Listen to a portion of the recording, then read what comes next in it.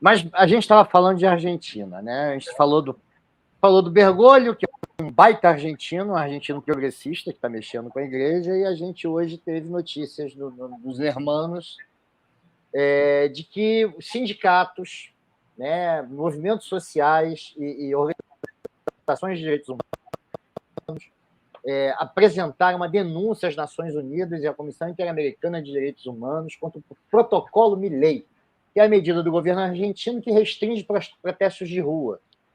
O Protocolo Milei, oficialmente denominado Protocolo para a Manutenção da Ordem Pública em caso de fechamento de estradas, foi anunciado pelo Ministério da Segurança argentino e permite que forças federais atuem para dispersar ou expulsar manifestantes que bloqueiem parcial ou totalmente o trânsito em rotas nacionais e outras vias sob jurisdição federal. Além disso, né, além da repressão, o governo também anunciou que quem tiver benefícios sociais, é um benefício parecido com o Bolsa Família, que tem na Argentina, né? A gente tem aqui no Brasil, eles têm na Argentina. As pessoas, os manifestantes, vão ser filmados nessas manifestações e quem tiver esse benefício vai ter o benefício cortado. É para a gente ver o nível de...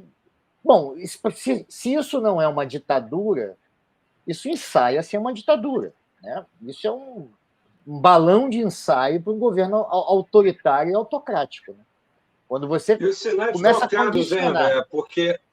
E os sinais trocados, porque há um ano era exatamente um governo que estimulava o fechamento de estradas aqui no Brasil, né? Pois é, o beneplácito do presidente da República, né? Mas essa estrada pode fechar. Se for para poder...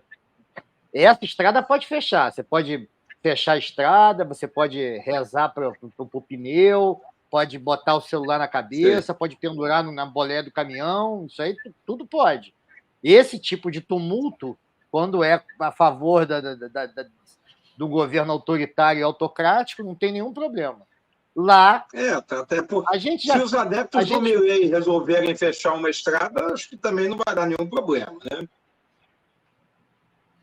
Lá, né, que a gente já previa que ia dar problema, porque a gente conversou aqui, a gente vem conversando aqui ao longo das últimas semanas, né, ao longo dos últimos meses, né, sobre essa questão na Argentina, que o Milei ia pegar um país em que a tolerância para qualquer medida e a tolerância do povo em relação a mais dificuldades econômicas ia ser zero.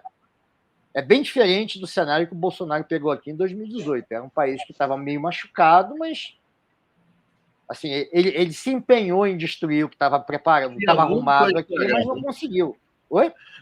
O Bolsonaro pegou um país que tinha muito a estragar. Não é o caso do Milei. Exatamente. O Milei não vai ter muito trabalho. O Milei não vai ter muito. Não, ele vai ter trabalho para se manter vivo lá.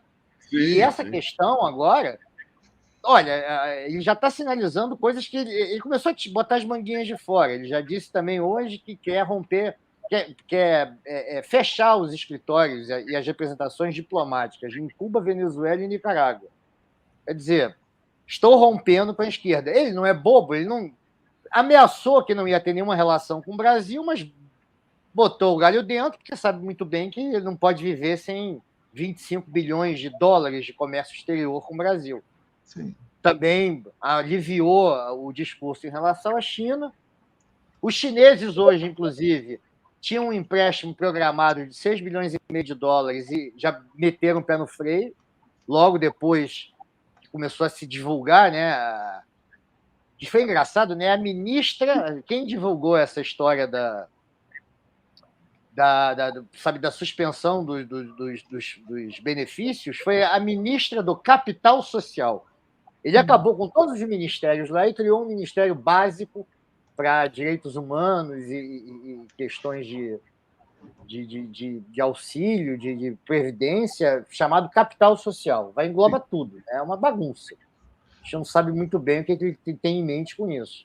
Junta tudo. Ela chama Sandra Petovello, né? É justamente a pessoa, essa ministra que veio, né? Porque ela fez esses próprios acenos durante a campanha, né? Os protestos que estavam acontecendo, eles não eram novidade. Então, quando ela traz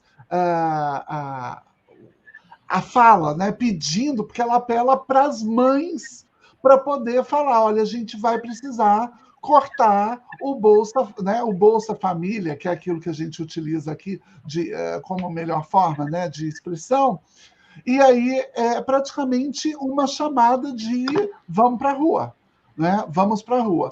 Porque a impressão que se tem é que eles não têm uma noção exata daquilo que o discurso produz quando ele é feito. Como são pessoas que estão acostumadas a falar o que vem à cabeça, não tem essa dimensão do discurso proposto.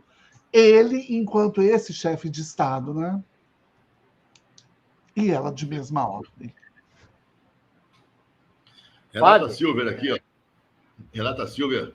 O curioso é que a liberdade de expressão da direita é sagrada, mas a esquerda não precisa ser respeitada. É isso aí que você está falando. Agora, você, que é o nosso representante da área econômica, me fala uma coisa.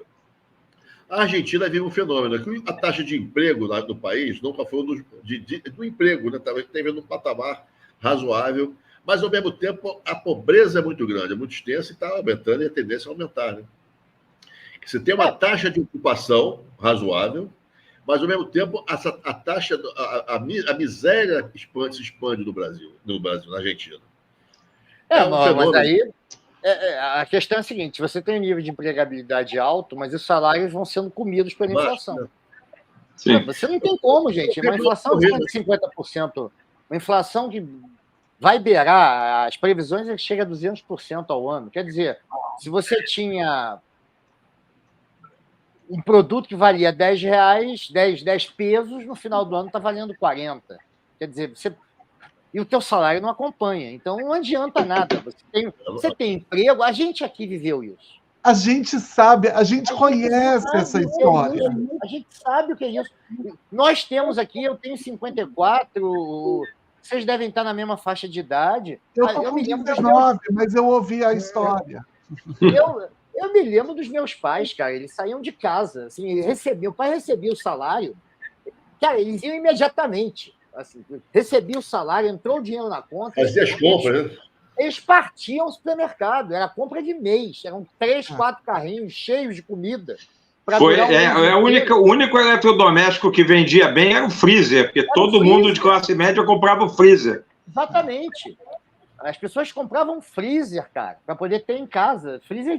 Esses freezer que você vê em loja de comércio, em lanchonete, você tem que guardar, estocar comida, né?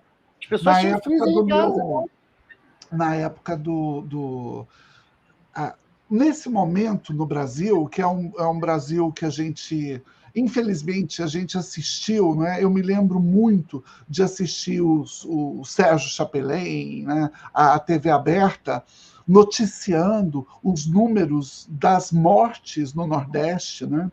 Então a gente tinha esse imagético circulando, e eu me lembro que eu já era pesquisadora da rede Badasp, do Datafolha, e eu viajava para muitos lugares. Numa dessas viagens, nas viagens no Nordeste, eu me lembro de ver coisas que eram assim do campo do absurdo. E como travesti, já tendo sido expulsa de casa muito jovem, tendo apanhado muito, tendo histórias muito cruéis, né? Com a minha mãe, sobretudo, eu via mulheres no interior tirando, acho que quase da alma, alguma coisa que eu não sei o que era, mas é o que me aproxima de uma religiosidade, já que a gente começou esse pod de hoje, esse podcast falando disso, né? Mas é o que me aproxima de uma certa religiosidade, é essa transcendência das mulheres que produziam vida no Nordeste, no alto do Brasil, da inflação avassaladora. Eu me lembro que eram dias terríveis, quando veio o corte, né, que a ministra Zélia Cardoso anuncia a apreensão das cadernetas de poupança, as pessoas enlouquecendo, porque era uma das formas, e ela sabia que ela se tornaria o demônio, né, da história brasileira, porque a gente poderia contar essa história anos depois, e o que nos resta talvez seja fazer esse review, André, para poder entender as possíveis rotas de fuga, sendo Foucaultiana mais uma vez, de um país como a Argentina nesse momento, né? Nem essa captura de poupança eles vão conseguir fazer, né? Porque é um país capitalizado, a população é descapitalizada.